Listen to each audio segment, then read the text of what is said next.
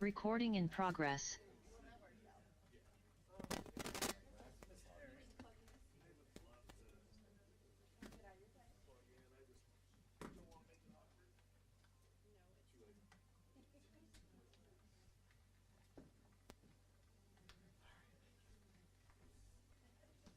All right, good evening, everyone. It is now 7 o'clock. I call to order our City Council meeting for Tuesday night, February 17th. For all of you that are able to, please join the Pledge of Allegiance.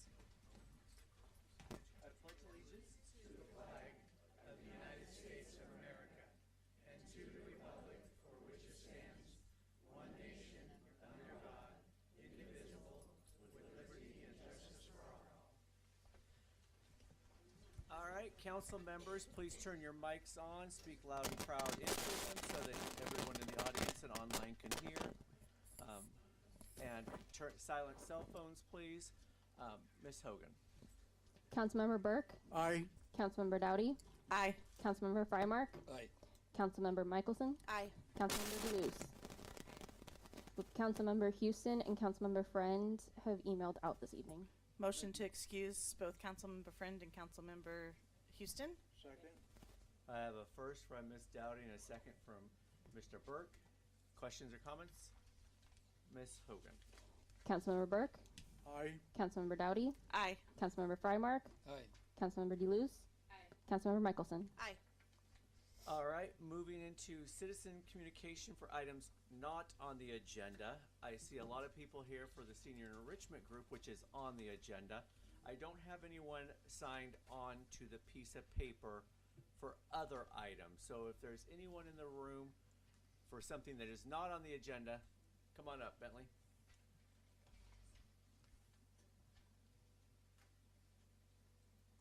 All right, good evening, Mayor and Council.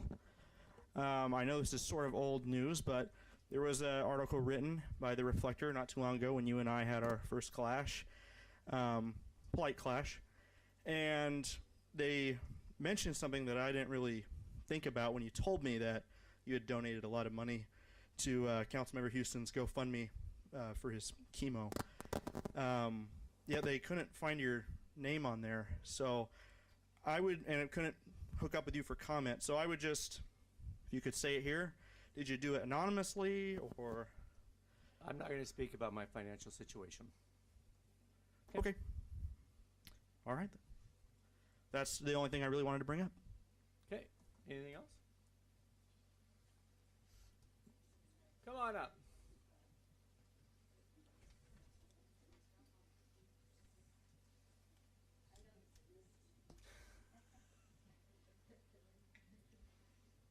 Hello, my name's Monica Ream, and I live here in Woodland.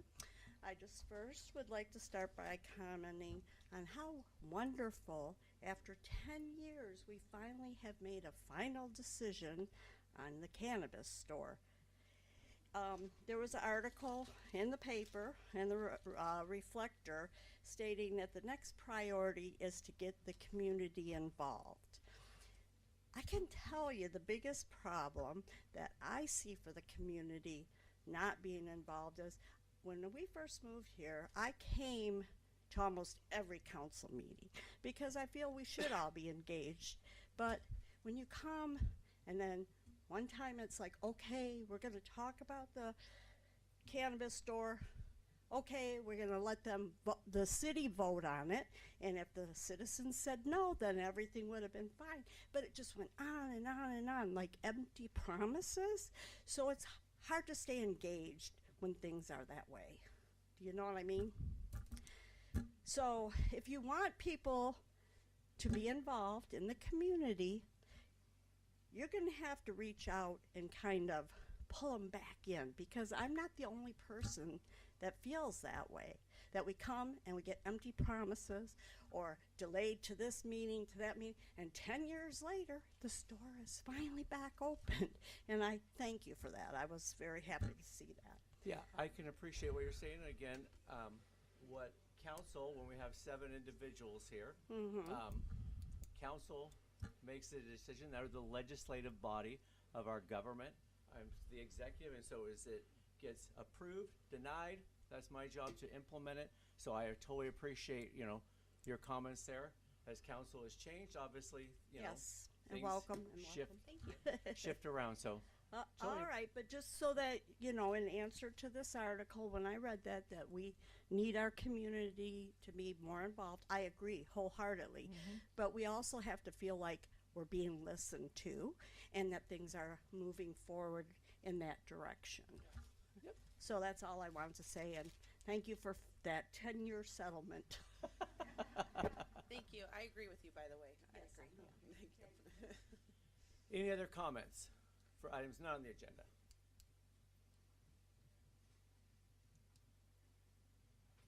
I have a question.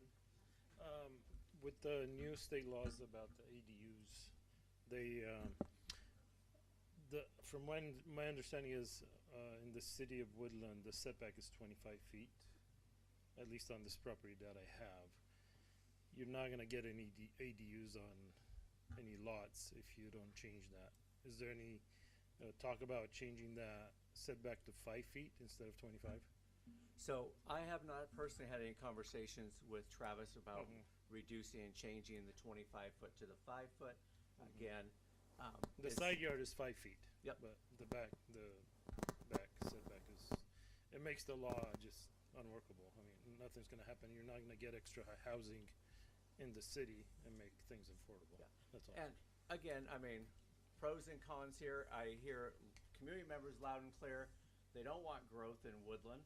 They want to stay the way it is. And then I, you know, hear Well, things like this One about the thing I ADU. can tell you is, So if you, again, I yeah. mean, if you want taxes to stay lower, you want to add to the tax base. That's one way to add to the tax base.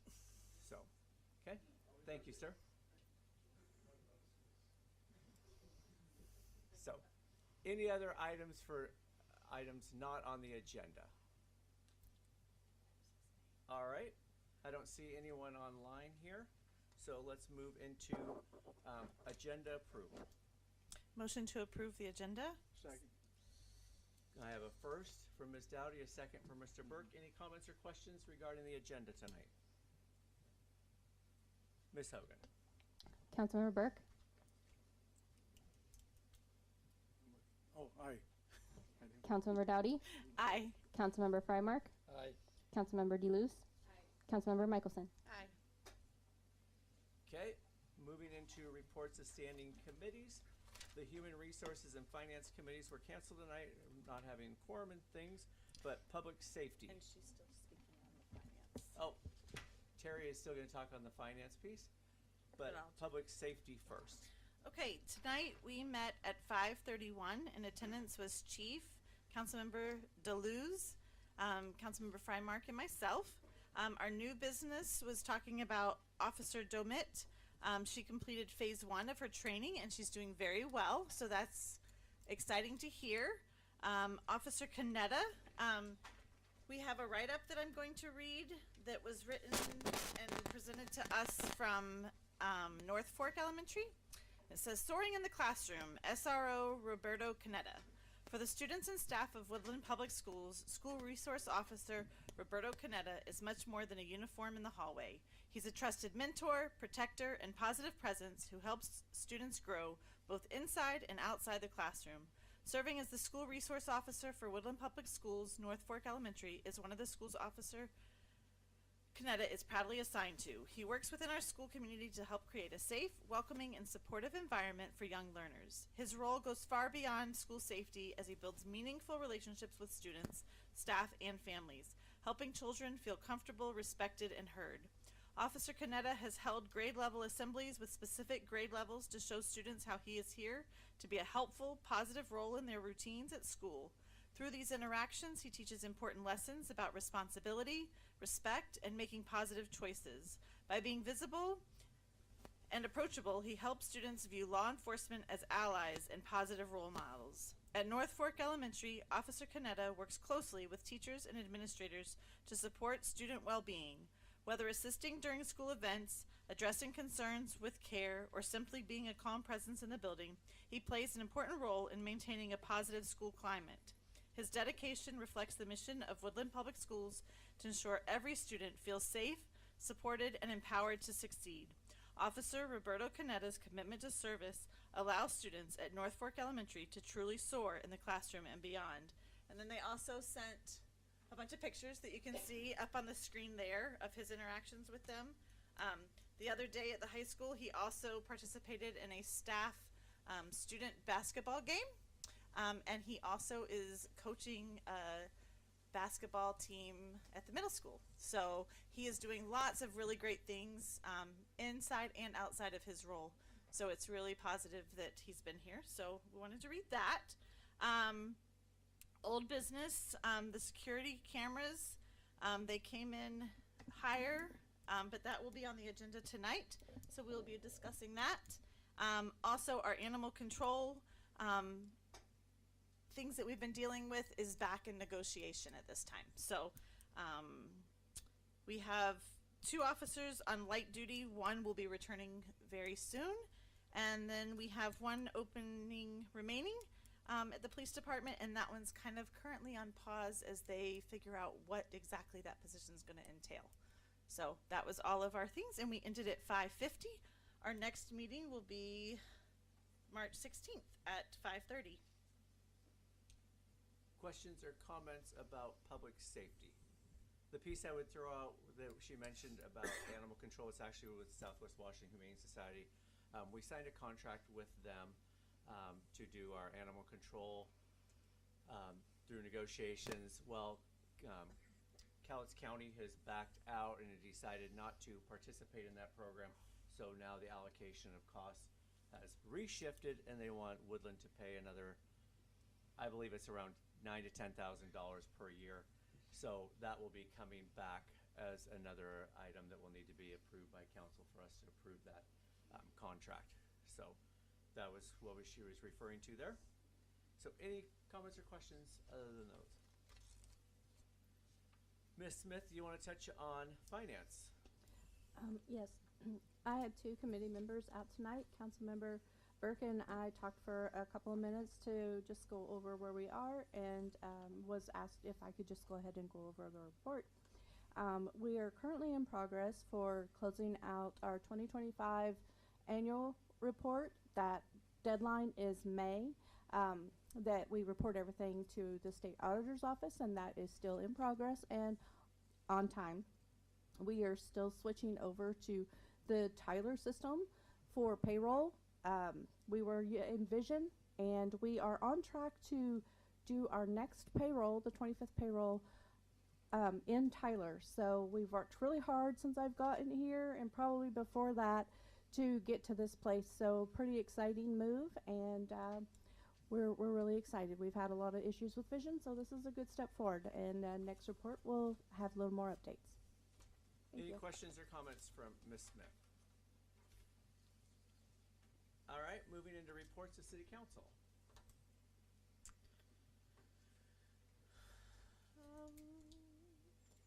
Winter sports are coming to an end. Basketball is in districts right now.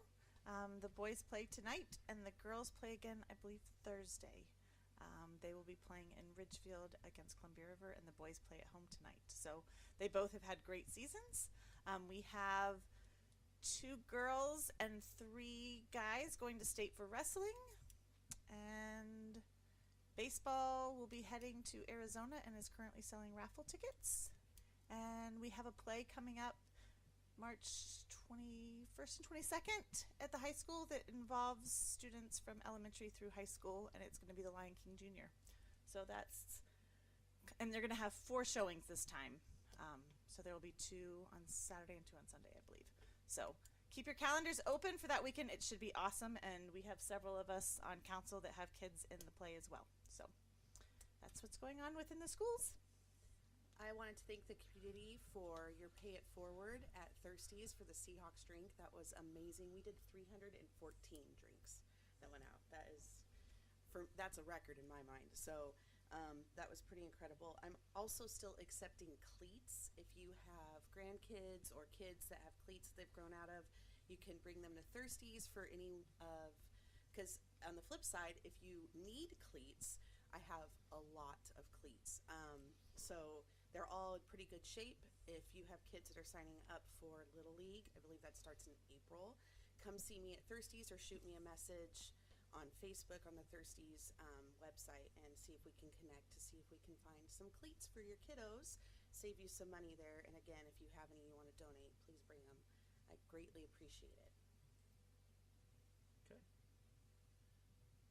Anything else? All right. Moving into reports of advisory committees. So Chamber is first.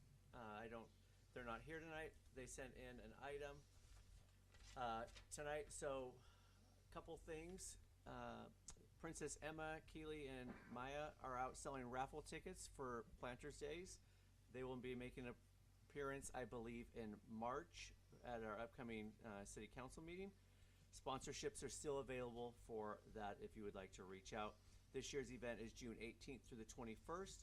And again, the committee meets the third Tuesday of each month at 6 p.m. at the VFW Hall. Parade registration will open soon, and registration for the market is currently open. If you'd like to get additional information, feel free to reach out to the plantersdays.com website. As far as Chamber of Commerce, the Chamber continues to hold their legislative calls on Tuesday morning at 7:30 a.m. These are on Zoom. Anyone in the community is welcome. They rotate through. Each week is a different elected official between our state and representative and senators. Reach out on Chamber email blast if you'd like to see that. During the month of February, the luncheon was a letter of legislators opposing House Bill 2100 and Senate Bill 6093 that had their second read and vote. The second reading and vote to submit the letter in support of House Bill 1364 took place on February 3rd. The Chamber has processed and is in the process of submitting a letter in support of tort on these. So the next luncheon is scheduled for February 24th at the Oak Tree. The Woodland Chamber Installation Banquet was held on January 23rd. Awards were presented to Crow Moon for Woodland Business of the Year, Jocelyn Hatfield for Employee of the Year, and Sam Risley for Citizen of the Year. And then Carol Rounds was given a Lifetime Service Award. The February Chamber After Event will be the 19th, which is Thursday, at the Woodland Historical Museum. If you would like more information, reach out to the Chamber. Questions or comments on that? Okay. Next item is Downtown Woodland Revitalization.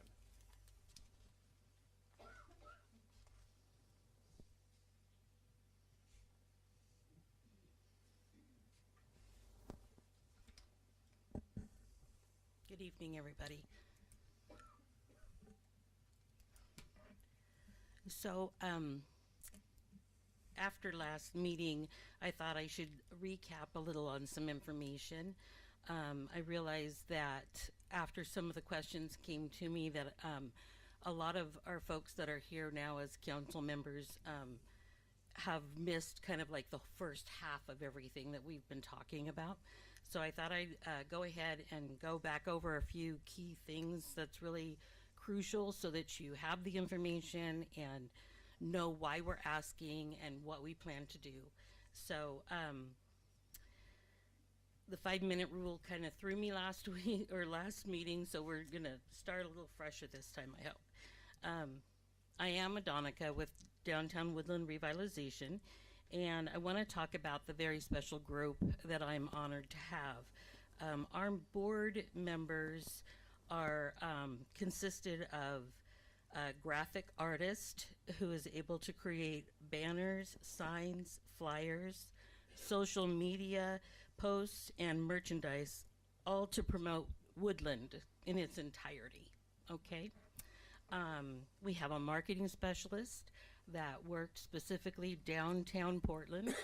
Not that we want to be downtown Portland, but the fact that she has the ability to do the marketing and the promoting that we need firsthand to bring even more people into our community to enjoy it to its fullest. We also have a person that specializes in organizing groups, equipment, our bank accounts, and our meetings. She keeps us very well put together. We have a financial advisor that oversees our contracts, our spending, and our economic growth. And we have a business owner that has their business locally, knows Woodland and its members firsthand, been in business since 2001, and can help the board understand how to continue to build in steps so that we achieve the best results with personnel and funds. So we have a fantastic group, which is just incredible. And we really want to make sure that we're using all of their talents to its fullest, okay? So as we've been working together, we really have learned a great amount about the events that we've been focusing on. And Winterfest brought in about 1,000 people to our community. And then our Hot Summer Nights last summer, which is over a 5-week period of time, also brought in over 1,000 people. And that was even with competing against Clark County Fair. So all of those people, one way or another, spent money here, whether it was visiting family members and enjoying the event or whatever it was. Those folks came and bought fuel, had some food, and enjoyed our community. With that, we also learned that by all the advertising we did for those events, we have statistics from our website that proves we had over 600% growth of interest in Woodland over the spans of these events and beforehand. So over about a 2-month period during and before these events, we had that many people interested in Woodland. So, I mean, that's fantastic, right? Because just getting our name in front of people is a huge success, not to mention the ones that actually come and see us. Our social media in the last 2.5 years has grown to over 520 people.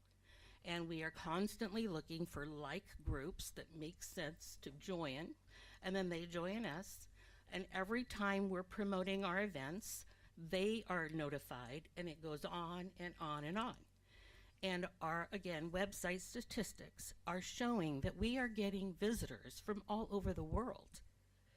And I provided all of that with our application and everything, so I won't go on and on about it. But the first $25,000 that you folks granted us already will be to ensure that those events continue to grow. Our commitment is to all of Woodland and the events that everyone has grown to really appreciate and enjoy. So the $25,000 there will be promoting that, making sure we have the funds to put it on properly, and to continue to build on them, right? So now we need to start bringing in larger events like car shows again. We have someone that's already talking to us about a motorcycle show, which is, really new and different, but I'm sure would draw a lot of attention. So, in order to cover insurances and the costs and all of this is off of volunteer work, okay? No spending, no paying anybody. But yet these people have extraordinary talents that we can use and they're willing to share with us. The second $25,000 that is on the table that we are asking for and have been asking for in our original contract or request or application, and I was hesitant to nail to why, because I don't want to be held to these specifics when they're out of my control. There are certain things, that we want to do. It may not happen. So I don't want to sit here and say, and we're going to do, and then not be able to do it and have you all come back and say, you lied. You didn't do what you said you were going to do. But I can tell you our ideas and our goals, and that way you will understand what we're trying to accomplish, okay? So we would like to lease the Civic Center. We would need that money to cover the utilities, the insurance, and a part-time employee.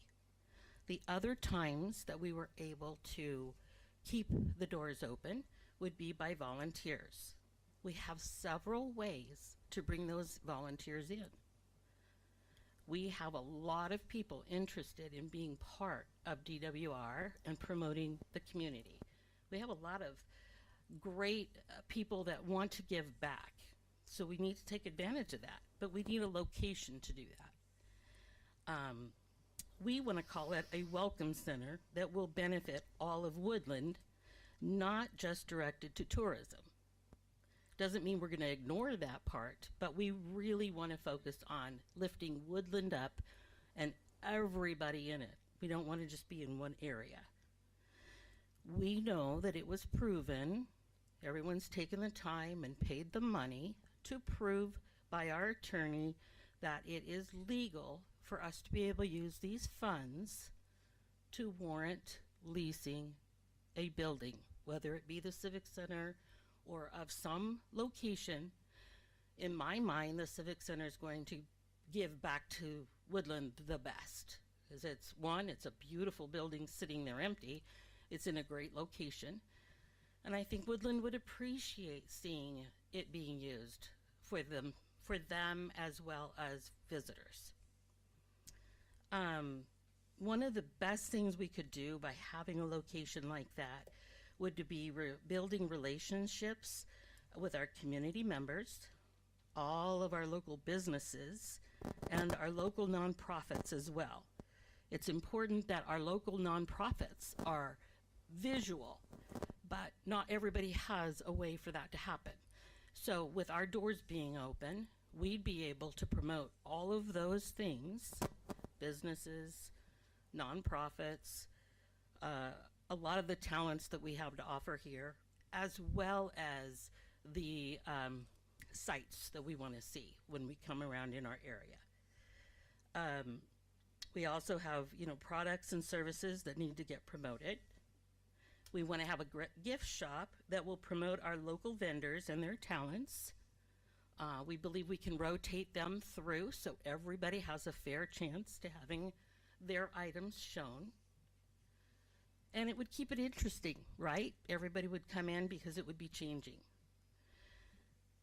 We would have a way to organize our volunteers and to build this business involvement into our events and our services, because they would be able to see it regularly, and we would be able to have a place to work out of and conduct business with. Because that's basically what we're running, is Downtown Woodland Revitalization is basically a nonprofit business model. So we need a place where people can associate where things are being done. All of this information should be accessible through our website and social media, creating a very lucrative one-stop shopping for local information. That way nobody's left out. This money is going to serve everyone, and that's what's really important.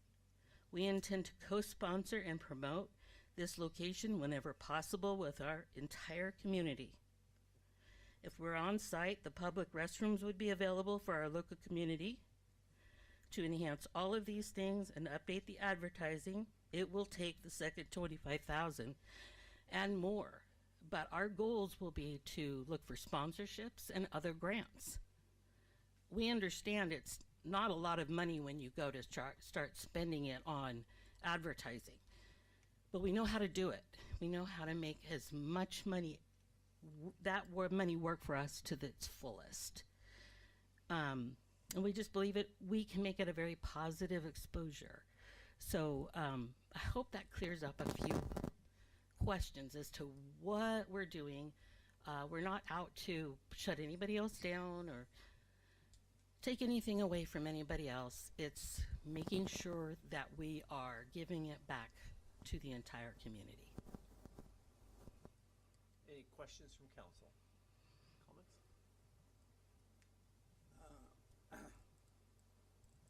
Have we have any idea when that would be available if we do it? The building? What's that? The building. The building is now available. We don't have anyone in there. I mean, people in the community can use it. They can rent it out. So, I mean, it's available. I mean, we would obviously need to have a lease drawn up and those things. Obviously, they would need to see if they had the funding to be able to sign a lease, just so everyone understands. LTAC committee, so LTAC funding, the 25,000 that was turned down by Chamber, has gone back into the LTAC fund, and we are opening up that application process. It's open on the website now. So again, so that all 501c3s, lodging, those types of deals have an opportunity to receive funds. It will go back to the LTAC committee, and they will come back with a recommendation. So we've started that process, and it's now open on the website for that $25,000, because again, And our application has been in already, so that has already been turned in. okay. Okay, All right. thank you. Thank you. Excellent. Thank you, Ms. Simpson. All right, next item, Senior Enrichment Group. Mr. Bays, come on up, sir. Mister? Come on up, Jim. That's a pretty heavy term. Oops. Well, hi, everybody. Thanks for giving us an opportunity to talk with you. For those of you I haven't met, my name is Jim Bays. I'm the president of the Woodland Senior Enrichment Group. And I want to start by telling you just a little bit about our group and where we are right now. We offered our first events to the community in September of 2024. Last year, calendar year 2025, we had a total of 2,145 people attend our events. Doesn't count meetings, that's purely our events. And we felt really good about that. We gave you a little bit of information that gave you an overview of our group, but basically we do things like support for widows and craft classes, board and card game nights, educational classes, exercise classes. We've done events on fall prevention and dementia caregivers. And in fact, we even have people with dementia that have attended our classes, which is a great thing. We also have a medical equipment closet available for seniors at no charge. We have nearly 50 people at some of our events. We have 700 people that monitor our Facebook pages through likes or following. We have 250 people that have asked to be on our email list that we communicate with every month. Late last summer, we debuted our new website, which is absolutely awesome. And if you haven't had a chance to look at it, you should take the opportunity to do that. Through fundraisers and donations, we have never charged for one of our events, with the exception of if it's a craft class and there's a materials fee. Other than that, everything has been free. We also kind of felt like maybe we'd hit the big time, or grown up, if you would, because we did get a $2,000 grant from United Way. And so we were very pleased about that. Going forward, we want to find a home of our own. We know that that's a tough and very expensive nut to crack, but we're always looking. So if anybody hears of anything, give us a tip. We always want to increase our programs and services, and hopefully we can come up with some stable sources of income so that we can spend more time on programming than we do on fundraising. The challenges that we see, we always want to increase our base of active volunteers. We have a lot of volunteers, and we're very grateful for that. But we're always looking for more, and we want to get some that are younger. Because the more mature of us, won't be able to keep this thing going on forever. People come and people go. So we need some younger people. Our other significant challenge is getting the word out about our group to seniors who are not social media savvy and aren't computer savvy. And that's a tough one, and so we're still working on that. One of our biggest challenges is finding a way to deal with the logistics of using a building that we don't own and that we have to rent. Our events are usually facilitated by volunteers that are 70 or 80 years of age, sometimes disabled. And if you'll follow me, I'll kind of give you an idea of how that works.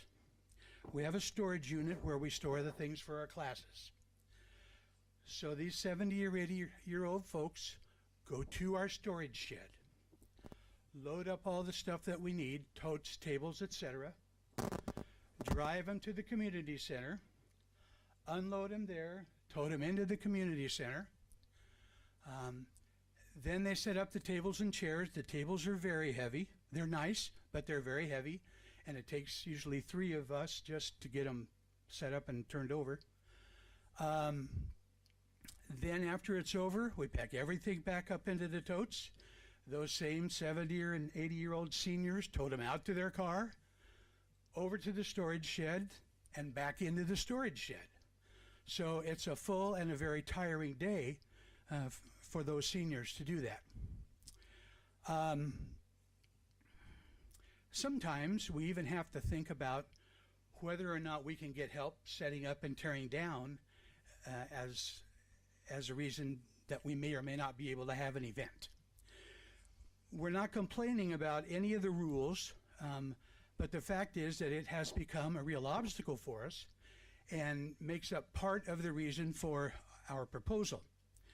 Now, I think that hopefully you guys got that by email. You also have a copy of it in the information we gave you tonight. But just to summarize real quickly for the audience here, we're proposing to pay the city $500 a month for exclusive use of the community center on Wednesday, Thursday, and Fridays. We plan to concentrate our events on those days. And when events are not being held, we intend to have the building open for more casual drop-in kinds of activities. We're asking the city to let us install 2 lockable cabinets for storage of our property, which will cut down on a lot of the loading and unloading. And those, of course, would be at our expense. We will provide $2 million worth of liability insurance. We have that now, but we're happy to name the city as a named insured on that policy. We'll release the city from liability for theft or damage to any of the property of ours that's on the premises. We will purchase and donate up to 3 rolling easy tilt-up tables to the city for use in the building. Those would be similar to the ones that the library has in their meeting room. Very, very nice and very, very easy for our people to work with. Our only thing is that if they're damaged, we would ask the city to use part of their security deposit to help pay for those. We're requesting a 12-month trial period for this arrangement with a guaranteed first option to renew upon satisfactory agreement, or satisfactory performance, I'm sorry, from our group. Now, we know that Saturdays and Sundays are by far the biggest rental days for the city, so we've purposely stayed away from that. We know that Tuesday is a day that is always taken by tops, and so we'll stay away from that. Through public records request, we know that Wednesday, Thursday, Friday are extremely light rental days. The $500 per month that we are offering is more than the city would usually take in from rentals on those days. Not only from the community, but from us as well. Now that you have the old library updated and are going to be having it available for rentals as well, you will have another space available. So you will not have to turn anybody away because we have the other building on Wednesdays, Thursdays, and Fridays.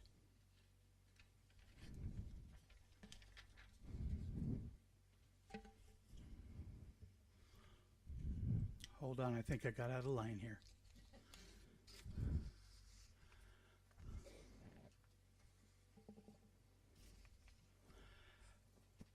some cities and counties contribute money for senior programs. Woodland does not. A year and a half ago, we came and asked that we get that building for free. Well, it didn't end up that way, and we understand that. So we're doing our best to play by the rules, have accepted that, and are doing the best we can. I will say that most of the community is surprised to learn that we don't get it free, that we pay rent for it. So we think our proposal is more than fair. So how would this help us? It would allow us to set up the room on Wednesday morning and tear it down on Friday night. One setup and one tear down per week instead of 3, 4, 5 times. The reduced tear downs and the storage capability we're requesting equal far fewer trips back and forth to cars loading and unloading, and far fewer trips back and forth to our storage unit for each event. The proposal will also allow us a location where we can be open for more casual events, the ability for a senior to come in and work for hours or days on a crossword puzzle that they can leave up for a day or two, the ability for a senior to come in and get help with taxes or sign up for Medicare or Social Security, or maybe just drop in for coffee and donuts and try to find out what we're all about. How does this benefit the city? We think that because of the rental income, it's a fiscally responsible decision for the city. You will take in more money from us than you currently are from renters on those days. The monthly amount from us is guaranteed, not subject to low rental months. That's $6,000 a year, guaranteed, just from us. You now have that second facility available, so you won't have to turn anybody away. There are some awesome nonprofits in Woodland, but none that serve people like we do. The community likes what we offer. Accepting our proposal shows the local seniors and the entire Woodland community that you think their well-being is important and that our program is valuable. We have some supporters here tonight that can testify about the effectiveness of what we do. We are very lucky to have a great group of volunteers and supporters. Would you all mind standing up if you came to support us tonight? Wow, thank you all very much. Now, if you ever get the inclination to throw some money our way, we'd be glad to take it. We didn't come here asking for it. But you can show your support to our group by partnering with us, and the only thing that it will cost you is your cooperation and your blessing. So with that, I'm happy to answer any questions. Real quick, I have a question. Are there other people that want to speak and you want us to ask questions at the end, or do you want to ask questions of you now, Jim? That's up to them if any of them want to speak. I want everyone to have a voice, so I don't want someone to think that they couldn't speak or. Okay, do you want to come on up and then we can do our dialogue with Jim? Stay there. No, I think it'd be better if I sat down. Okay. Oh, yeah, you need to. My name is April. I did not prepare anything to say, but I wanted to just say that seniors in general are known to be a vulnerable population, and I think it's important for the community and the city to support vulnerable populations within their community. What I've seen within this group has been astonishing. I have not been a joiner, a volunteer, or somebody that's done anything like that before, and I am just in awe of how all of the support and all the people have come together, and the environment, how inclusive and safe and welcoming it is, and what I see happen to each individual that comes and participates in this group, and how they grow or how they change, and what a difference and an impact it makes on their life. And I don't know if people are aware that I talk to people in the community. We still have seniors that after COVID have not re-engaged in the community. They're stuck at home. They don't know what to do or where to go. And that is not a healthy place for a senior to be. They need engagement. They need to socialize. They need to have activities. They need exercise to help keep them healthy. And so this group really provides a vital need for a vulnerable population, which is our seniors. So that's what I would like to say.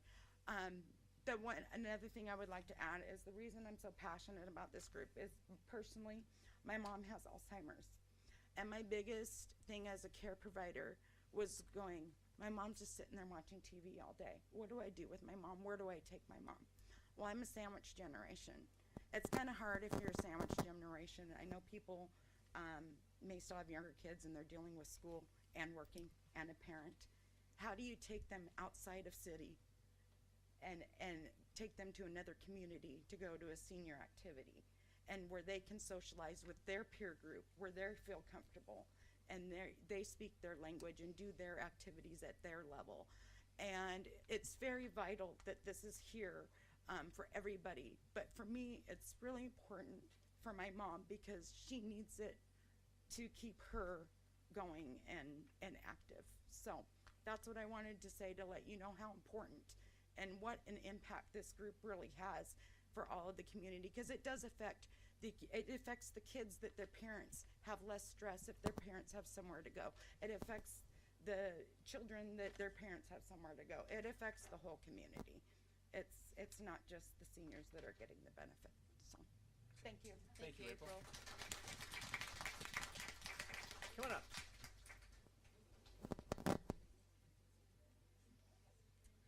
I'm one of those thankful members that attend the senior group.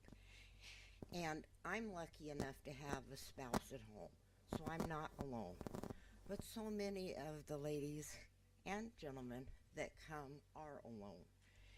It makes you feel so excited to see the different members of this group meeting with others,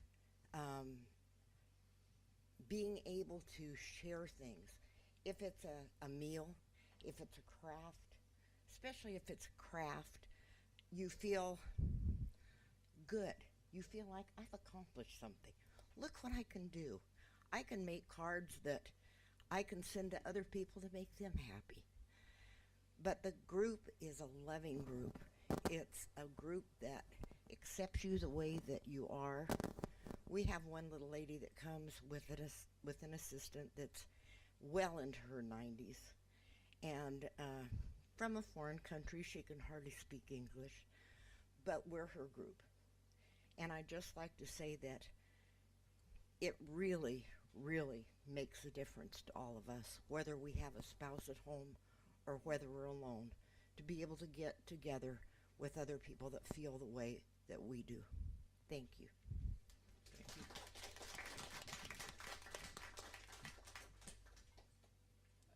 I got one over here. Hold on one second. Hi, I'm Irene Ferguson, and I've lived in this town for over 30 years. And that's all I did was live and work here, and I didn't get out and do anything for a long time. I lost my husband almost 2 years ago, and shortly after I lost him, I met this fine gentleman, and he was the one who really encouraged me to get out and come and see what the group was about. And if it wasn't for getting out of there and going and doing, it would have been harder for me. He brought me a lot. And it's helped me. And I've made a lot of good friends. And I love volunteering and doing all kinds of things. We have a good time. And we brought in a lot of new faces. Every time we go into a meeting or a group thing, we have new faces, and it's encouraging to see, oh, I didn't know about you. And then all of a sudden, we get new people in there. And we try to have fun. And we always make it light. And like I said, there's no pressure. You come if you want. If you can't do it, then don't. So, but if it weren't for these people here, they've really helped a lot of people in more ways than just widows and widowers, these groups are fantastic because they get a lot of supporters. I thank you. Thank you.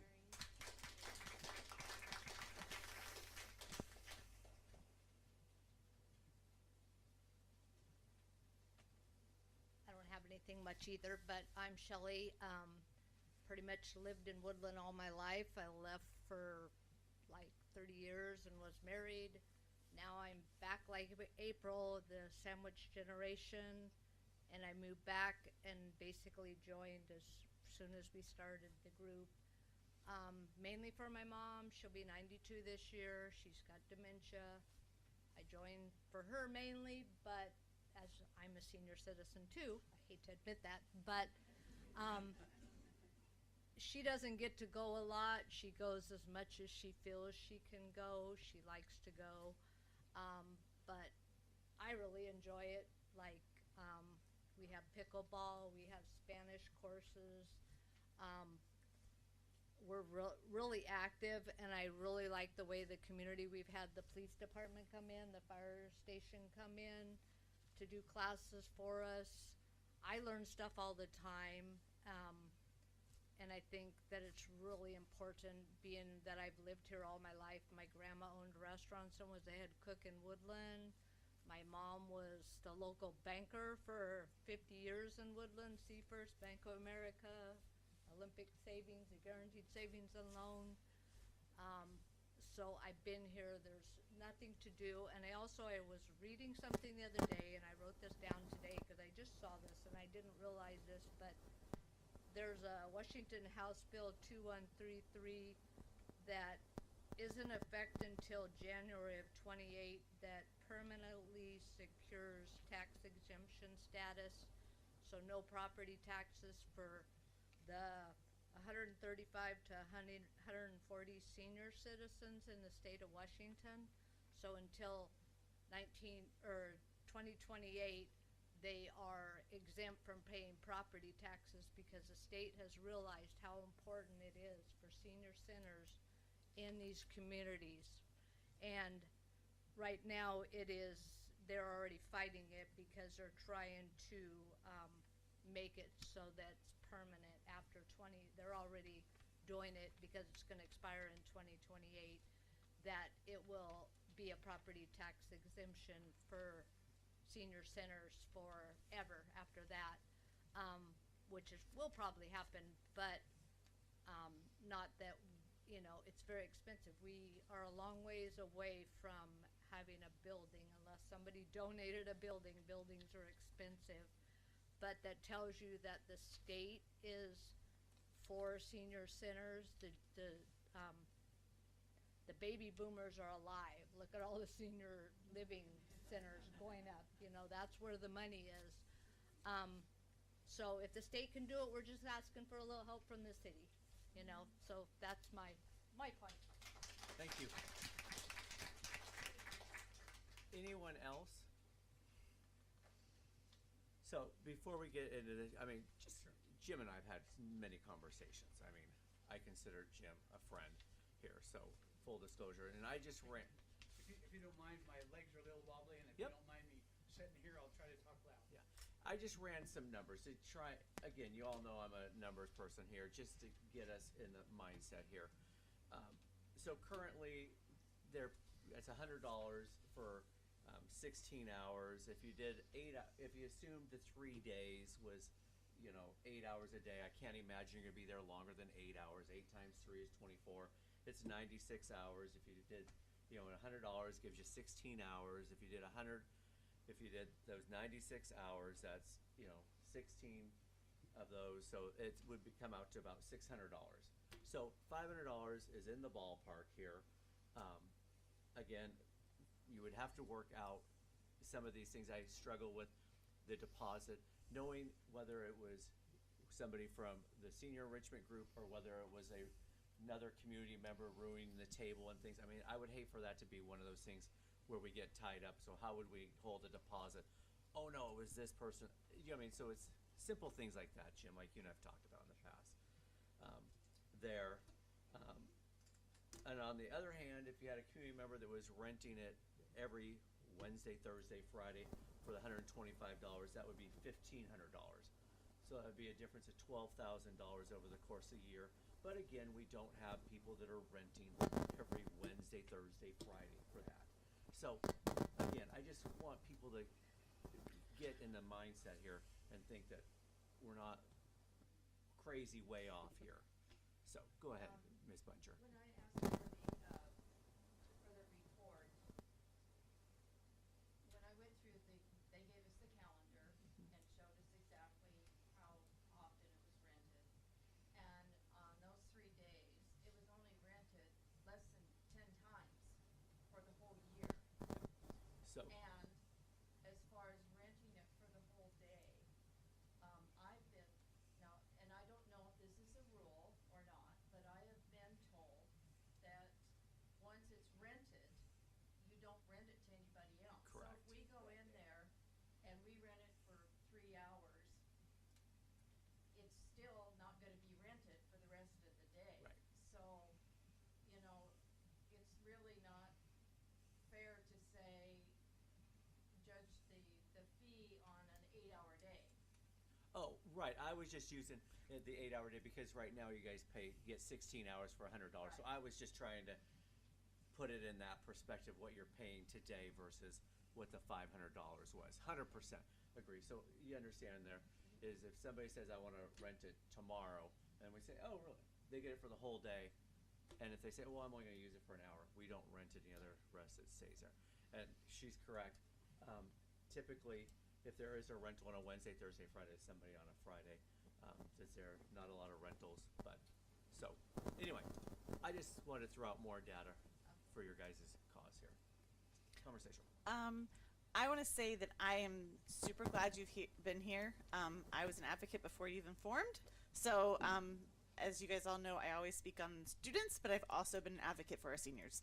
So I am super glad, and my next step would be to have a student center as well in town. So I highly support what you guys are doing. As somebody who has elderly parent and in-laws that have lost a lot of their friends, I have a mother-in-law who tries to find stuff to do all the time because she doesn't have many friends left.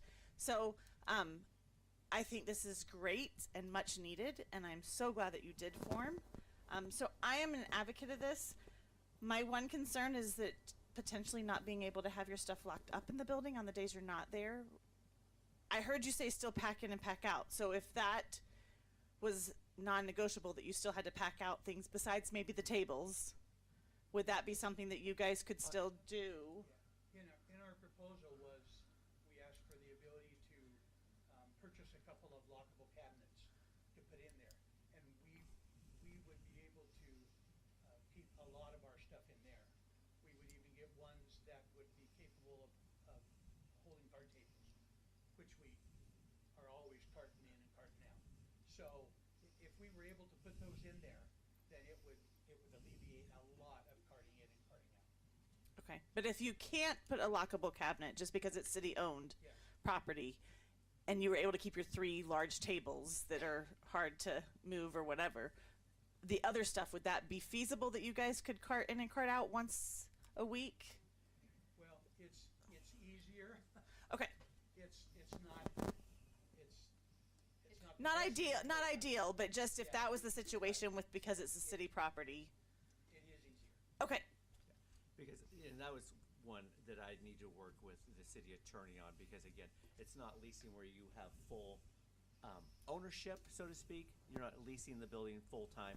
So again, that's one of the things I would want to make sure we worked out or whatever. And like he had said too, we'll sign whatever you need us to sign. If somebody really wants our paper plates and our paper cups, and they wanna break into our cabinets and take them, we're not gonna throw it's not like we're going to keep anything really valuable in there.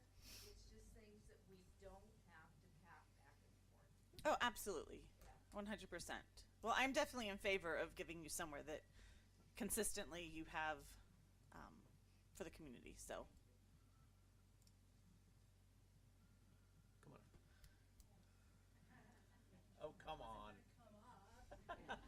Oh, yeah. Oh, no, sure. just have a question. I used to have access to some of the cupboards there in the community center when I was in a different position. I don't and haven't had for years. And I'm wondering about those cupboards because when I did have access, they were awful.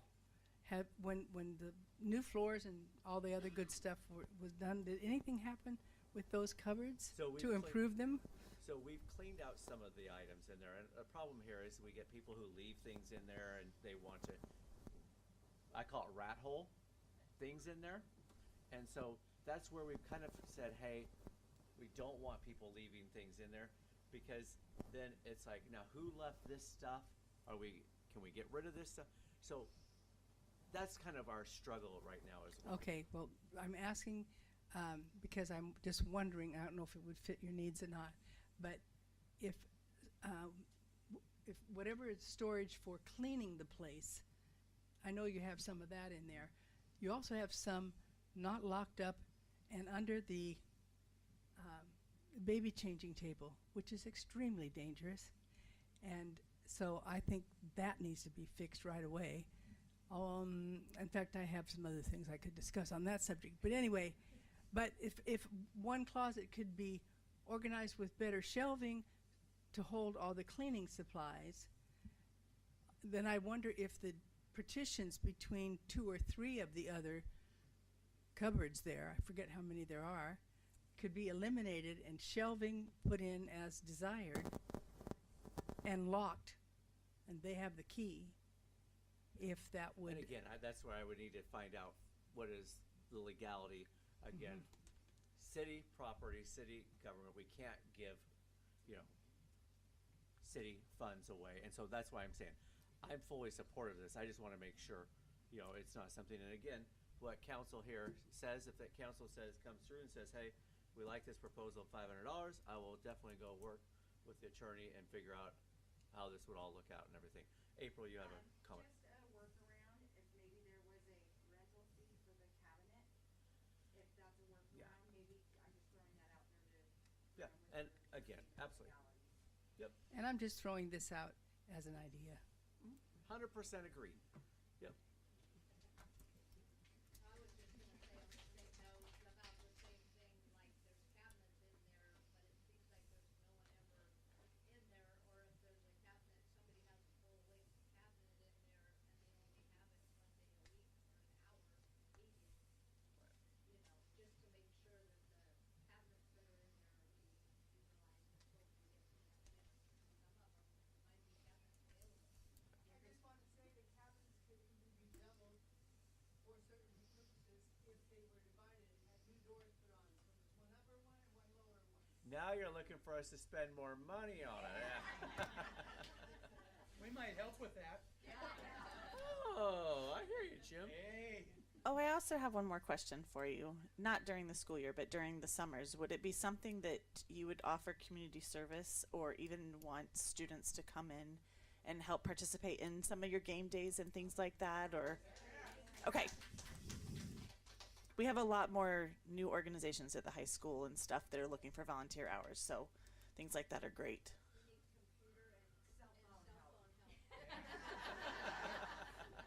I know somebody. We might know somebody. I know somebody. Especially cell phones. So, obviously, can't take action items here. I can read a room very well here, so I will kind of work through and see what we can put together and work with Emily and work with Public Works Department on that piece there. I think it's great. I think that there's no reason why you guys shouldn't be able to do that, in my opinion. If it were up to me, I would just be like, yeah, 100%. Because like you say, it's some great points, Jim. It's not being rented how many times, what'd you say, Vicki, 10 times in the past year that you saw. You're gonna be there 3 days. It's more lucrative for the city, it's beneficial for you. I think it's a win-win for everybody. So you have my support fully. We used to give that building to the library. To have activities. We used to give it to them. And since they got their own building. Are you talking about the old library? I'm talking about the old, no, the old library was our building that we gave to They So would use they're the community interested, we're center. talking here about the community center. Old Scout Hall. No, the old library would use. Right, but is your preference the community center or the old library? Well, Community center, right? So the what he's saying is the library had like children's activities and stuff in the Right, community center. but he's saying, yeah, but he's saying that we gave something to the old library and, The old library used to be, we gave that building to the library. We had to supply them with a building. Well, when they got the new library, they no longer need it. I thought there was a small fee, like $1 a year. Yeah, I mean, yeah, you can afford that. But something we need to talk about. during the time that the community center is not available for renovation, then we're hoping that we would have the same kind of arrangement with the old library building. yeah, because we gotta work on the floor over the community center, yeah. So, 100%. I guess I think it's a great idea. I love what you're doing for the community. I would like an opportunity for other members of the community to see what they think too. A question, maybe it's a silly question, forgive me because I'm new. So the power on those days, is that just absorbed into the cost of the rental? Yes, so the city pays for the electricity, the water, those things. The rental fee pays for that. And so that $125 or here, in this case, the 16 hours for $100. They don't pay for the water or the sewer, or those things, or the electricity. That comes out of this general fund. Actually, it comes out of the park fund.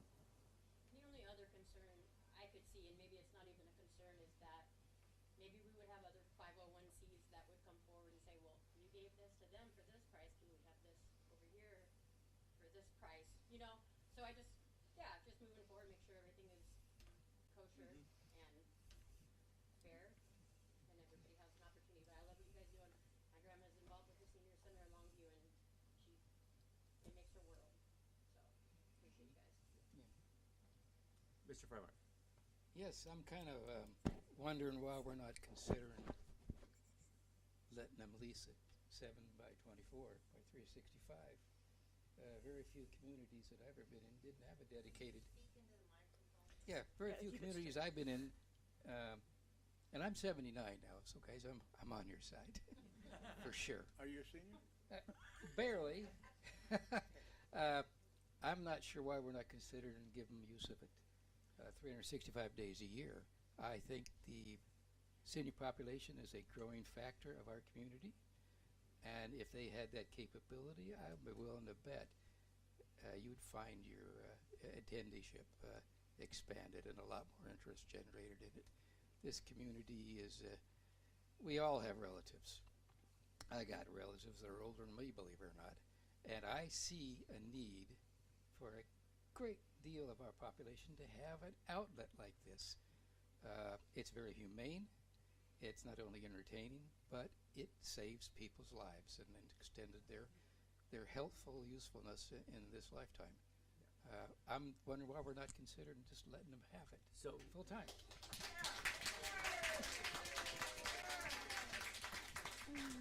So to go back, I mean, and again, we have a new council here. I mean, let's remember the prior council had this conversation about it and coming forward, and Jim is nodding because, again, we've had these conversations, Jim and I have. And when you looked at the population of the people using it, I mean, we do have a high population of Hispanic community, and those family members have lots of parties there, and those individuals then, that was the discussion back then, but again, if council wants to go a different direction, now that we have new elected officials, we can. Well, the difference between now and then is that you will have a second building now that you can offer them. Correct. And again, the kitchen piece and that. Sure. So that's why I was then going down which building are you more interested in the community center versus the old library. The old library doesn't have the kitchen and everything that's there. So There is no kitchen in the new library? there is. Or in the old library, excuse me. Yes, since we started the reconstruction of the old library, which is now called the old schoolhouse, we have included a fridge, sink, and a oven for use. So, Now that. And yes, is it bigger or smaller? I would just like to add, I'm very happy you guys are expanding, but please keep the occupancy under 50 in either of those buildings, so we don't have to 47, absolutely. increase our fire capacity and sprinklers.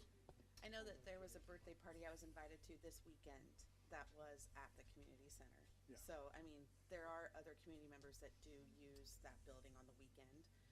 I do agree with you, though, about they should have a place where it's all the time, but we do have to keep that in mind. That's why I do think that the Wednesday, Thursday, Friday is fair. But again, we're calling it the old schoolhouse is what we're calling the library now? Okay. So the old schoolhouse, that is also something, I mean, I think to start, I would definitely only keep it at the 3 days. I know the Grange is also doing some improvements to hopefully have some better and updated rental spaces in the future that I think down the road maybe we can talk a different story. But I think to start, I think going from the $100 to a full permanent 3 days a week rather than scattered, I think is a great start for a community center for the seniors. And because if you did it, then your price is going to increase. And until you have that ability, I think that 3 days is where you start, especially because we already run it on Tuesdays for meetings and the weekends are busier, so. right, we have Tops group on Tuesday, right? Mhm. Yeah. I agree from our standpoint of view too, because, in order for us to be open, like 10 to 4, which is what we would like to be open, we have to have volunteers in order to do that, and we need to get all of that worked out. I mean, we're good for the 3 days, but anything more than 3 days, we would have to, rework everything. So I totally agree that a year, we could try it for a year and see if we're ready to expand. Yeah, I think that's fair, and that gives time for the old schoolhouse to get up and running and see how it goes. I think it's a good compromise, good work. And I do have one more question that's probably, to you over here. Do you know when the construction is gonna start? And the only reason I keep saying that is because I'm trying to do our calendars, and I don't know where we're going to be, if we're going to be in the old, schoolhouse, or if we're going to be in the community center. Yeah, so the plan is currently the old schoolhouse should be online. The new sign should be up here within the next week, so we should have that open and available for rentals. And you're looking at about end of March when we're going to take the now community center offline to redo the flooring. Okay, so we should figure on, April, scheduling things Yes. at the old schoolhouse. in Correct. April. Yep. Thank Good. you. That's helpful. And just wanted to add, if it's okay, to Mr. Freimark or Councilmember Freimark. One of the things about giving it to them the whole year is we have to be cognizant to not gift public funds. So the cost would have to at least be equal and wash out for the city for them to have it all year long. So that would be a cost that they would need to look at, whether they could afford that or not as well, for it to be just for them. I just throw that out there because I'd like to see that in the future. Maybe laying a little groundwork. We for still it. love your Go. thought. Okay. I don't think that's Yeah, a gift. I have seen several cities without them and with them, and I can tell you there's a big difference. I remember taking my grandmother to one when I was maybe 30 years old, and I can't believe the difference that made in her life. She was 80, 83, something like that, and that made me a believer in senior citizens. Did you have something else? Back here? Okay, sorry. I just want to make sure. I thought I heard her voices or raises. So, and you're good here. So, any other conversation or questions, comments? And just a comment, Jim, a volunteer doesn't have to be a senior, right, for anybody watching or listening? Correct. Okay. So if anybody bet. feels so inclined to help load, pack in, pack out, come see you. Absolutely. And I didn't see any pinochle on the calendar. We tried it. We tried it, didn't work, but we can always. Okay. Time to try it again. It's my grandma's game. It's my grandma's. Oh, is there? So would I be allowed to bring my grandma? Absolutely. Okay. And you can stay with your grandma. You can Yeah, stay there. okay. Sure. Yeah, wonderful. So I bring my mom.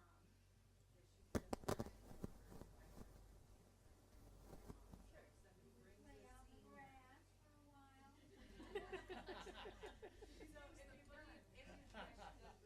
If you bring a senior, you can participate as well. Okay. So that's another way that helps the community. Sure. Because it helps, you're able to engage and do an activity with your parent or your members.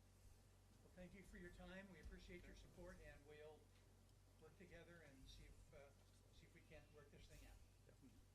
Thank you, Jim. Thank you for coming. Thank you, guys. The next item is the mayor's report. I'm going to give everybody the opportunity. If you all want to leave, you're more than welcome to leave. I won't be offended. It's getting late, guys. Yeah, That's true. I've been to enough school board meetings to know how that works. exactly. That's why I was looking at you, Jim.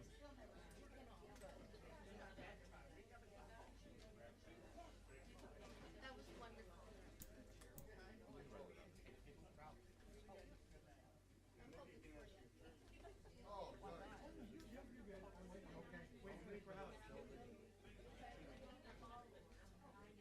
Yeah, of course that is.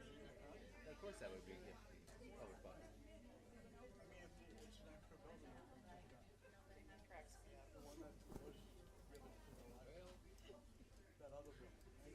So I agree, it would be eventually a great spot for them, especially with the schoolhouse being open. Why not have it all year round eventually? My grandma's 86, I'd love to take her. But I heard that they, if you can't afford it, they even don't charge. So I mean, right.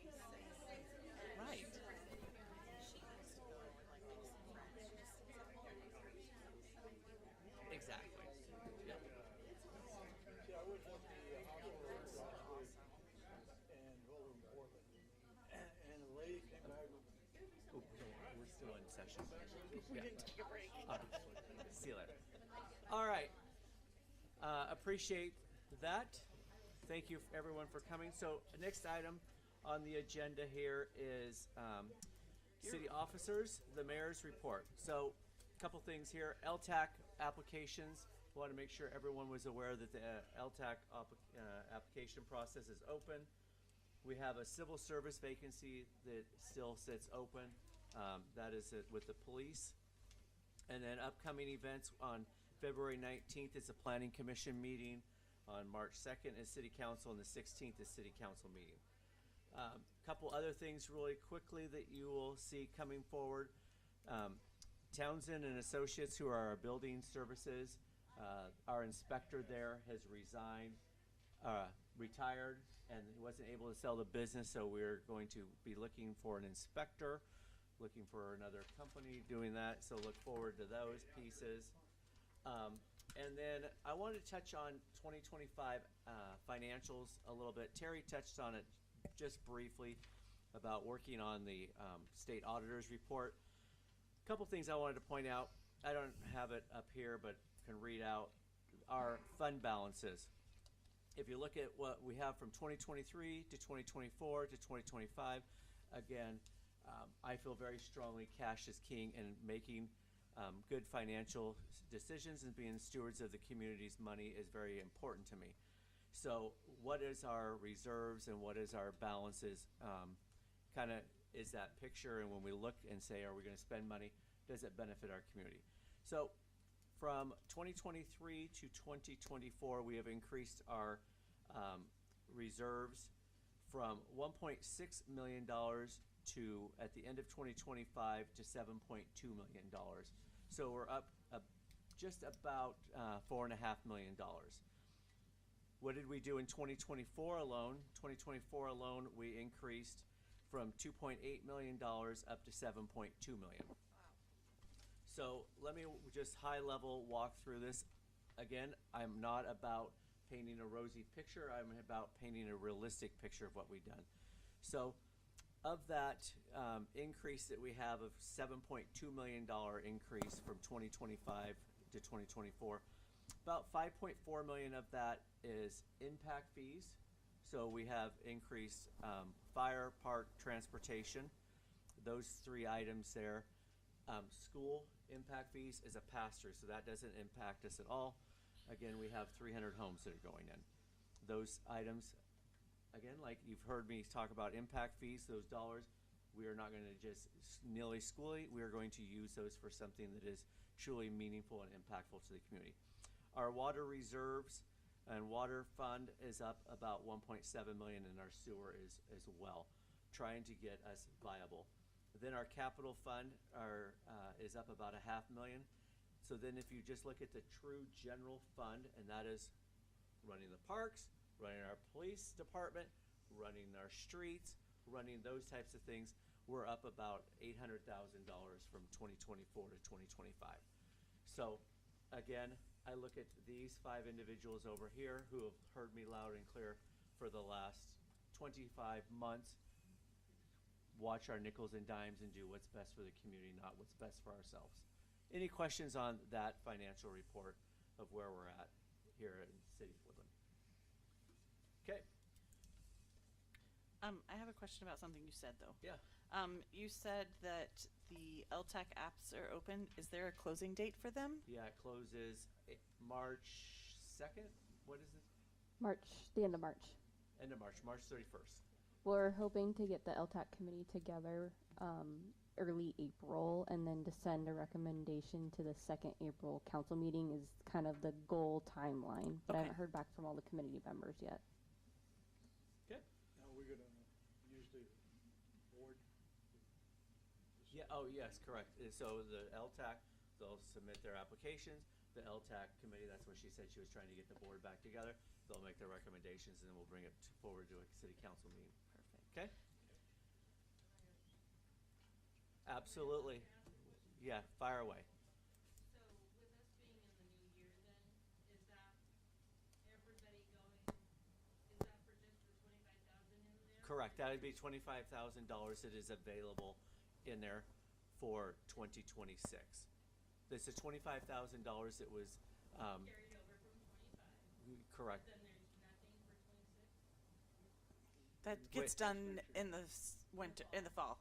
Correct. So in October, we'll do LTAC funding for 2027. Right. Yeah, so this is just the remainder of 2026 funds that were not allocated. Yep. Apologies there. Okay, moving into consent items. Move the consent item. Second. I have a first and a second. Any questions about the meeting minutes from the prior meeting? Ms. Hogan? Councilmember Burke? Aye. Councilmember Dowdy? Aye. Councilmember Frymark? Aye. Councilmember DeLuce? Councilmember Michelson? Aye. The ayes have it. Moving into action items. Action item B, approve the vouchers for February 2026. Motion to approve the vouchers? Second. I have a first and a second. Any questions from the community or city council about money that we spent in the first half of February? Hearing none. Ms. Hogan? Councilmember Michelson? Aye. Councilmember DeLuce? Councilmember Frymark? Aye. Councilmember Dowdy? Aye. Councilmember Burke? Aye. Ayes have it. Moving into action item C, authorize the mayor to sign an agreement with Loss Prevention Group for the installation and maintenance of new closed captioning television system for the police department. Motion to approve to authorize the mayor to sign the agreement for loss prevention group. Second. I have a first from Ms. Dowdy, a second from Ms. Michelson. Questions or comments on that? The thing I would make everyone aware, the bid came in around $29,000. We have a budget of $26,000. The extra $3,000 will come from our general fund. Obviously, we will be watching our nickels and dimes to figure out where that $3,000 comes between now and the end of the year. But I certainly don't want to stop closed captioning in the police department for the $3,000. So, any questions or comments on that? I just want everyone aware that it did come in over budget. Ms. Hogan? Councilmember DeLuce? Councilmember Frymark? Aye. Councilmember Dowdy? Aye. Councilmember Burke? Aye. Councilmember Michelson? Aye. Moving into action item D, authorize the mayor to sign Transportation Improvement Board, TIB, Davidson Avenue Overlay Preliminary Engineering Agreement with HHPR. Motion to approve. Second.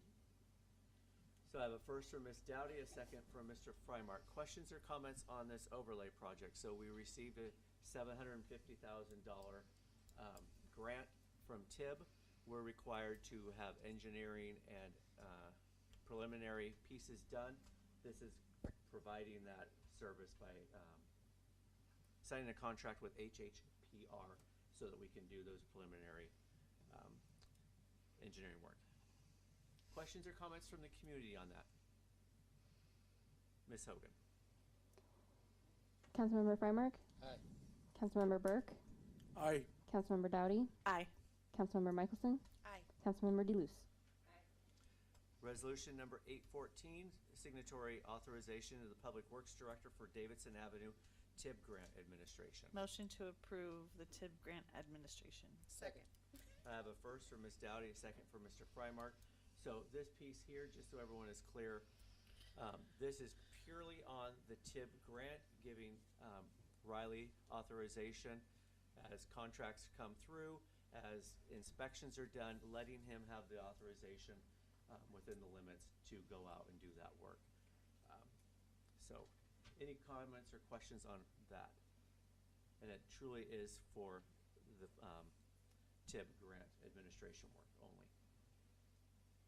Hearing none, Ms. Hogan? Councilmember Michelson? Aye. Councilmember Dowdy? Aye. Councilmember Burke? Aye.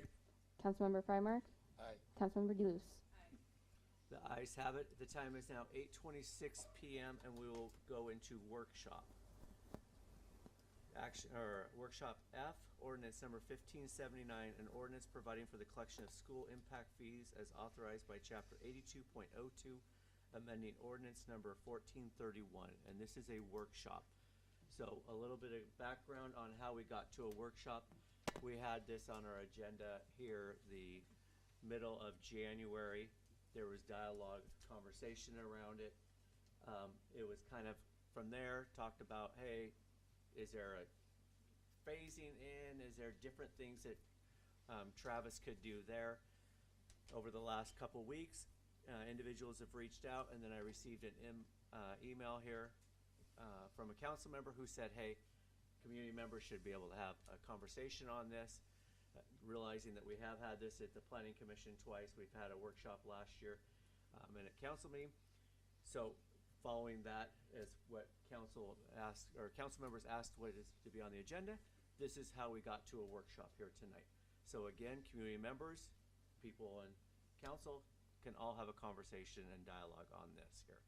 So I will open it up for questions, comments. Daniel, I see you on the agenda for action item F, or workshop F, so if you want to come up and speak, you're more than welcome.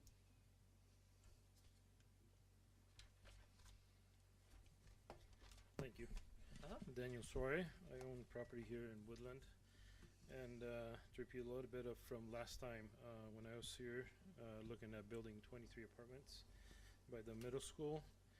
Costs $4.6 million. I want to talk about the impact fees, sales tax, basically all these taxes that affect housing. So if you add up my sales tax, $360,000, impact fees before the increase, school impact fees, $380,000. I found out that the cost to my project is not $105,000 like I thought last time. It's $172,000 because for multifamily, the fee is set to go to $13,664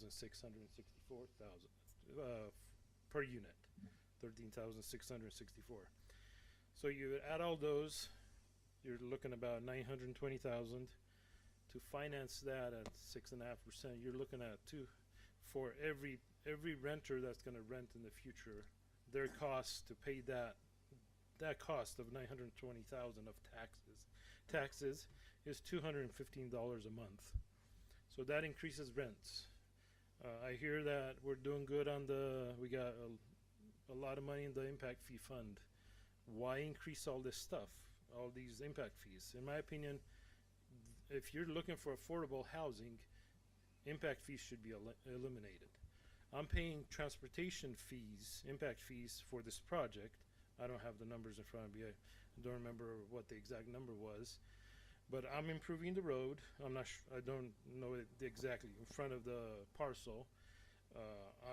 I've got sewer impact fees, water impact fees. I'm extending the line, the sewer line. I'm doing all the work, and then I'm also paying impact fees on top of that.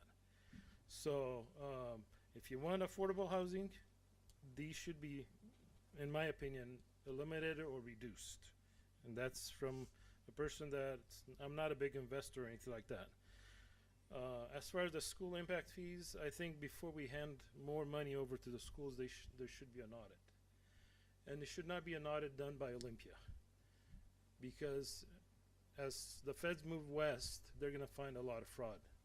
There should be an audit by a private firm, Deloitte, Kidder Matthews, somebody that's not connected to the state system. It should be done by private or public corporations. No one in state government should audit their own books. I think that's about all. I'm going to end up with the same thing I said last time. Government should do less so we could do more with our own money. Thank you. Appreciate it. So, a couple things. Yeah. How the school, we can all get in our conversation about school funding and all those things. So I just want to be clear. The city doesn't predicate how the school spends their money on this here.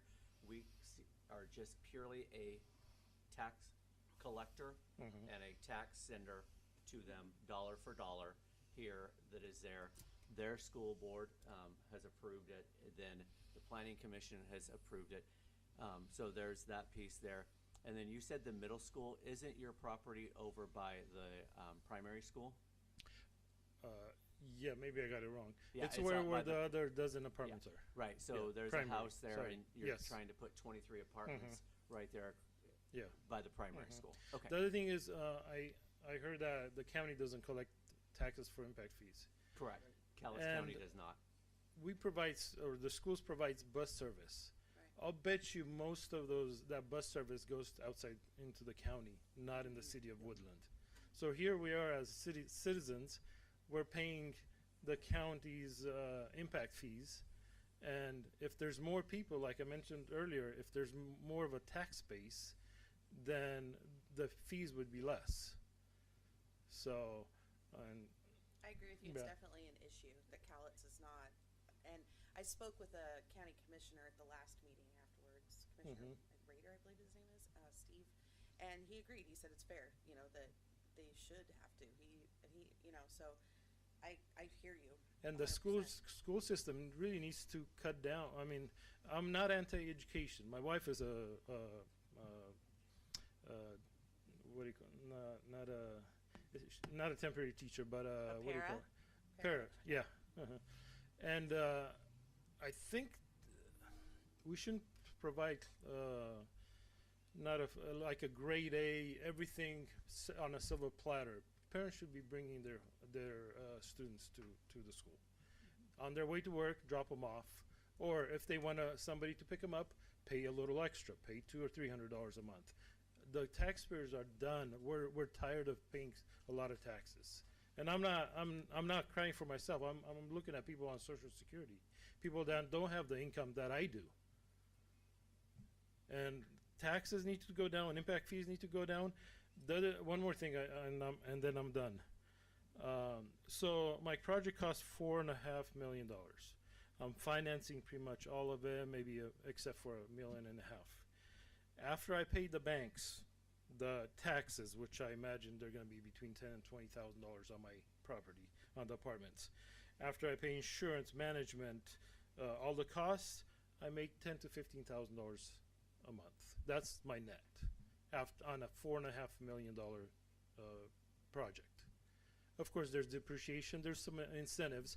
The federal government gives incentives, such as depreciation, to increase housing to keep it affordable. Impact fees, in my opinion, make them less affordable. Thank you. Questions or comments? Yeah, I have a couple comments if you just hang with me. Me or? No, a couple comments for just in general. Does it have ahead. It's a workshop. Yeah, so some of my concerns are that these funds have to be used within 6 years. And so some of my concerns are that we aren't looking at people pulling their kids out to homeschool their kids, right? That's going on a lot. It happened a lot during COVID. I don't want to get any emails saying I hate kids because I absolutely do not. But schools have a lot to do to earn back some trust from the community and from parents. And I think that it's okay for them to have to work for it a little bit. Here's something I don't like. I don't like that I feel like a couple key players have come into these meetings when people have agreed and said, oh, these are too high, we need to do something about it, let's take a break, come back.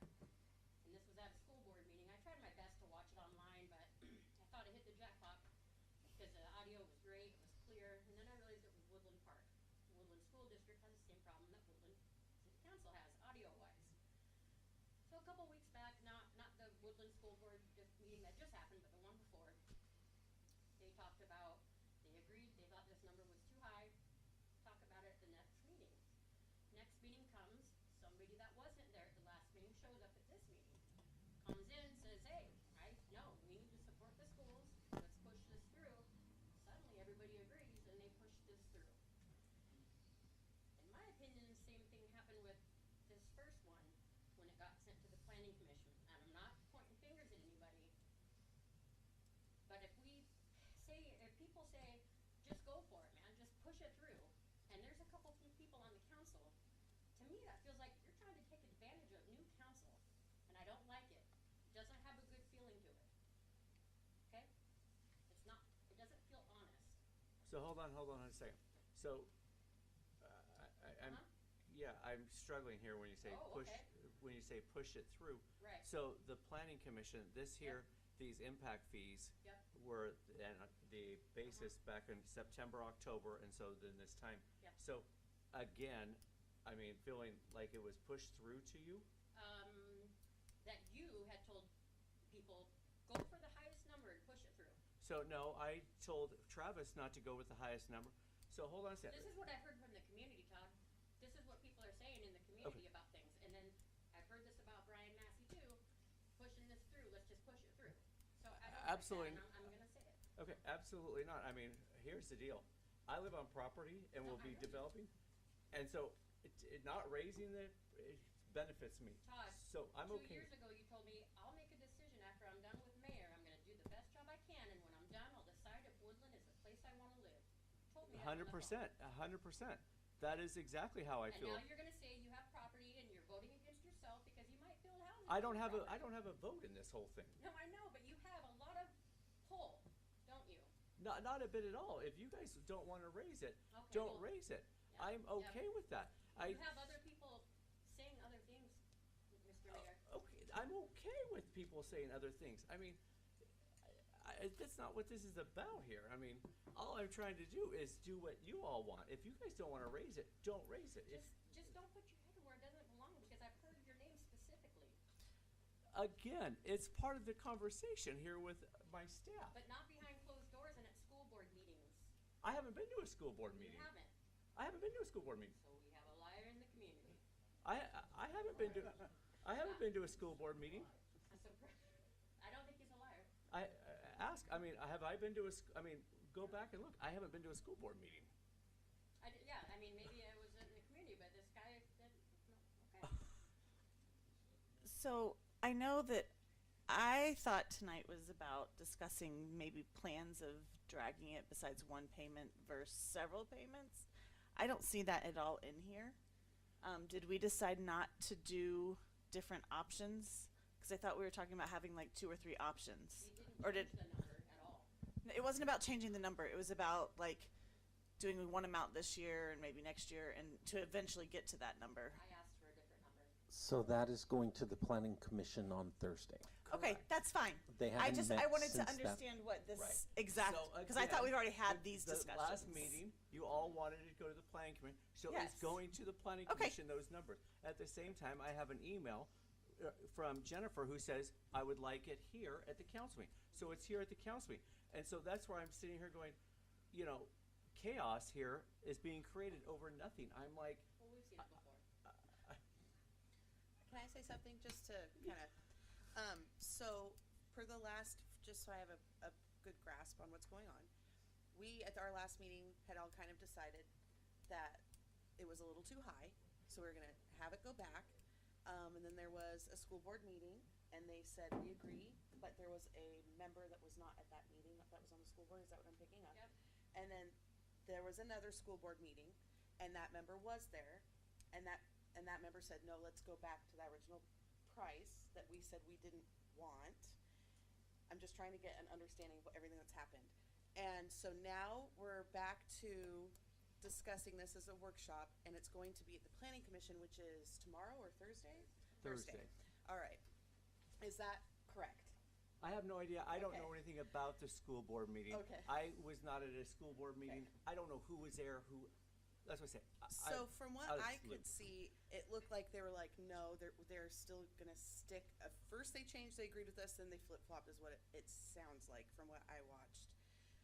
Again, just because this is a workshop and we're discussing this, I would like to say that I think it is fair to have a modest increase for 2026 to not disturb or delay or interrupt any current projects that are underway, and then put it out there that there will maybe be a more substantial increase in 2027, because we need to keep in mind that this bottom line will affect renters or buyers. So we need to be fair about that, because that is a very expensive situation and it's a hot topic. I know someone right now in our community, they have kids, the people that they rent from, they're selling their home, they're looking all over. It's scary, it's expensive. So I am not for a bunch of development. I really am not. But if we already have projects that are happening right now and people have already started, I don't think it's fair to all of a sudden just go boom, 80% increase. I do think there needs to be a modest one and then maybe a bigger one. That's my thoughts on it. And that's really it. So for me, my stance has not changed from the last meeting. I would like to see the school board maybe reassess, work with Travis, however that would work. Because I also want to make sure I'm getting this correct too, not to take up too much time. But from what I understand, it is 6 years and it has to be used for a new building, correct? It has to be new in 6 years' time? It has to be spent within 6 years from when it is collected, and it has to be used for some kind of capacity enhancement. So whether it's a portable... a school, an addition, or portables, or it could be, say, if they wanted to build an additional sports field, that would be considered an expansion of their capacity. Okay. What about improvements on 503? Because now that they've put another portable in there, they have to improve 503. I would need to check with the city's attorney on that, but I assume if it was in planning terms, there has to be a nexus and proportionality. So it would depend, because if it was a $400,000 portable and it was $1 million worth of road improvements, the argument would be that it's not proportional to the amount of impact. Right. So I think we'd have to look at that, but it is possible that it could be covered by. Is there anything right now in the works currently that to a brand new or expansion or something? I'm sure there probably are some things that the school wants, but is there any kind of like set plan right now? Like we really are depending on these impact fee increases to do a certain thing. I mean, I'm sure there are, but I just wanted to know if there's like a heavy one or a more prominent one. I know that they are planning on a portable at the North Fork site. Didn't North Fork just get a new building? Uh, Not very long ago, or a new something? Yes, just a couple years ago, and they have planned for another one already. They got a new portable. They didn't get a building. That's correct. Aren't they talking about less students for the next quite a few years? Yeah, that's what I was told by someone in the school board. They had mentioned to me that they're actually seeing a decrease in a decrease in students Enrollment. versus an increase. That's what I was told by one of the school board members. Yes, but I would also like to point out that the amount of home construction in the previous 4 or 5 years was extremely low. They will see a bump in the next couple of years, but once the subdivisions are full, then there's no guarantee that that increase will occur. Ms. Dowdy. Well, I want to point out too that class of 2025 is the largest in the nation, maybe the world, that has been ever. And so once those kids graduated, you are going to see a decrease just because it was such a large class. But also, we have housing developments that are going right now. And if we push this down the road 3 years, there may not be any more development to go. And then we don't have enough to build a new school. And so I have a concern going too moderate because this hasn't been increased in a long time.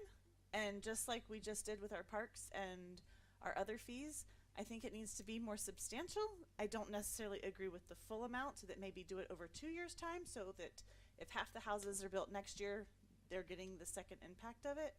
But I don't want it pushed extremely far out that we're putting fees, because just like our parks and stuff, when those are built, there's going to be very little left in our city, and then we're going to have nothing coming in for years and years until they expand our boundaries to our city. And I think that would hurt our city. And so just like the parks and stuff that we didn't want to increase, everything's gone up. In the last 6 years, things are insanely more than they were 6 years ago, and the state unfortunately just keeps taxing us more and more. And although it's hurting everybody's pocketbooks, we've still got to look out for our students and our citizens that are in the city. We can't hold Cowlitz County not impacting those fees and passing them on to us. We can't hold that against what we need to develop in our own city. So it's as unfortunate as it is, it's important that we look out for what's going on right in here and right now. And I think the only way we can do that is to still try to come to this number within a shorter amount of time, but maybe over a 2-year period, splitting it up rather than a very low one. I would not decrease them at all, because what they were at were set many, many years ago before all the things went up. I wouldn't So, decrease them either, just like a well, moderate I know that Mr. Daniel, that's what he said, that they should decrease, and I don't think any of our fees in our city should decrease at this time. One of my Yes. Yes, because that $8 million might have to last us the next 30 years. one of my biggest concerns. Use the mic, is- please. Huh? Mic. Use the mic. Oh, nobody heard me? Okay. One of my biggest concerns since I've been on the council many years, and is that College County won't charge impact fees. They're Why? legally not allowed to. Why not? They're part So- of our city. I mean, they are part. So I will get a write-up. So Mr. Rader reached out to me as well after the conversation, because he heard several people here talking about that, and talked to the county lawyer and reached out and said that he can't because of the urban growth and those type of deals. But I will have him do a write-up for you all and provide you with that. Thank you. Thank you. Okay. Mr. Mayor? Maggie, come on up. It's a workshop, yes.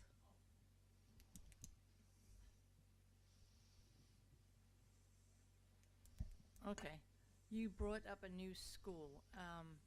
What, like high school, middle school? It'll be elementary. Elementary, okay. Adonica.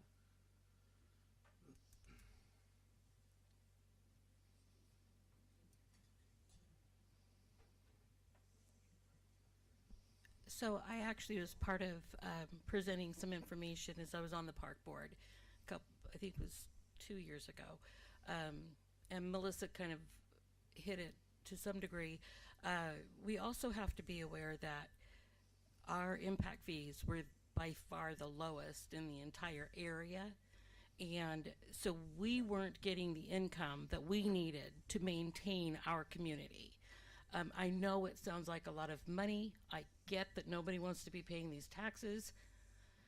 I have a mini storage, trust me, I get what that means. Holy crap. But we do have to look for the future, and we do have to understand that if we do not increase these impact fees, and understand that the reason it looks so ugly right now is because we let it go for so long, and we were way low compared to Ridgefield, La Center, and even up north from us. So what that does is it doesn't give us the tools to take care of our own community, and it means that we start sinking, and we kind of end up being the armpit of I-5, right? Who wants that? That's going to just bring all of us down. So we have to, whether we like it or not, we have to maintain a certain level so that we can keep our community well taken care of, because Cowlitz County's not going to do it. That's up to us. So I understand projects and how expensive they are, and I'll pray for you because I understand, but it's how we take care of our own.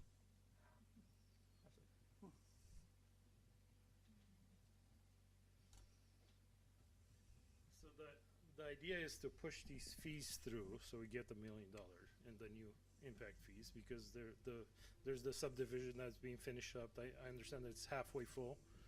So it would apply to the second half on 150 houses.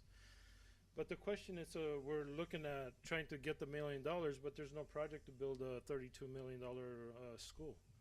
It sounds like you just want the $1 million to buy a few more portables. So the idea is, we've got a project, $32 million. We're going to collect the $1 million, but we're not going to spend it on the $32 million school. So I have an issue with rushing this through. And yeah, I spent $200,000 on my project so far, and all of a sudden I find out that I want, there's a chance that I might have to pay an extra $172,000, which is not fair for anybody planning any kind of a project. So my hope is that I'll be able to get the permits before the school impact fees go up. I think it's important that we do have school impact fees because, Melissa, obviously I agree with you, things are gonna grow and what Adonica said. I just really believe that for this year, I'm not saying not to increase it, I'm not saying to keep doing what we've been doing, I'm just saying I feel like for 2026, this next year, do a little bit of a modest one and then a jump, because then it's out there, it's done, it needs to happen. You had solid points, Adonica, I totally get what you're saying. But again, these are only for the school, and it has to be used within 6 years, which I'm sure we can come up with that.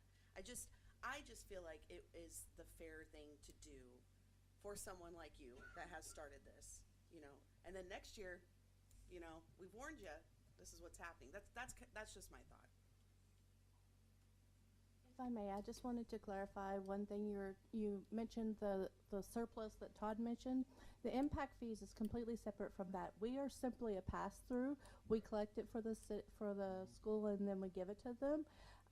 And for our surplus, that's if you I don't know if you heard or not, but the portion of the general fund, that $800,000, is really what the city functions on. The rest of it is set aside for water treatment plant replacement things.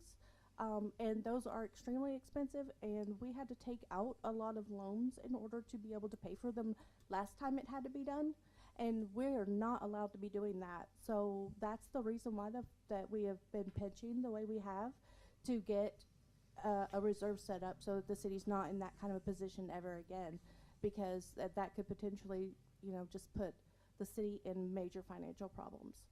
So.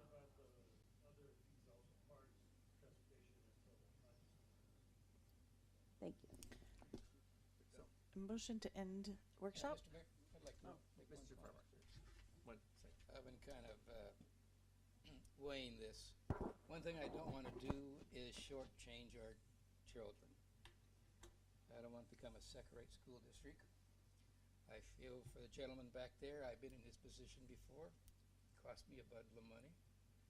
In hindsight, I'm glad it did, because now I have 6 grandsons and 4 great-grandsons, all been through the educational system, and they turned out pretty good. I'm wondering, in that one area, had they not passed that extra money in that one area, I wonder what the quality of schooling would be. So I'm I'm personally inclined to just pass this through. I want to remind the council that our 5 members on the planning commission sent this to us twice with a 5-0 majority. That's got to mean something to us. What do we have them for? If there was even one of them or 2 of them that thought differently, then I could be persuaded somewhat. But I'm ready to vote on this and pass it through as presented by the planning commission, and I think that's a wise idea. I can't expect support from the county, but we owe our kids in our district here all we can do for them, and I think it's been a long time since these fees were raised. I'd hate to be a kid in our system that didn't get the quality education that we want to provide them. The only thing I would throw out here is, because the planning commission passed 5-0, again, council gets to vote, council, you know what I mean, so that, and I think you were saying something. No, it's fine. JJ's trying to talk. Oh, okay. Motion to end workshop. All right. It is 8:55. We go back into regular session. Motion to end meeting. The time is 8:55. Good evening.